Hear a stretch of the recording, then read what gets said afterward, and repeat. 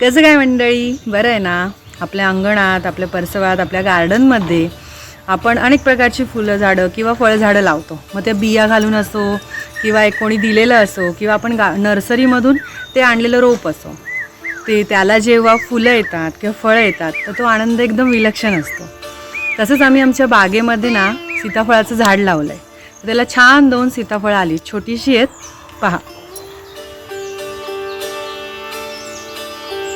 हे इथे एक धरलंय, ते आता तयार झालंय आणि आता गळून पडण्याची शक्यता कमी आहे. आणि तसंच एक वरती धरलंय बघा. तर काही दिवसांनी ना ती मोठी होतील, तेव्हा तुम्हाला मला जर शक्य झालं तर तुम्हाला त्याचा व्हिडिओ करून मी नक्की दाखवेन. मस्त आहे ना? एरवी कोकणात रामफळ भरपूर दिसतात, पण सीताफळ क्वचितच दिसतं. म्हणून आम्ही नर्सरीतून रोप आणून लावलं होतं. त्याला आता 2 सीताफळं आली आहे. ते बघून खूप समाधान वाटलं. मस्त आहेत ना छोटीशी. बघू आता कधी मोठी होतील.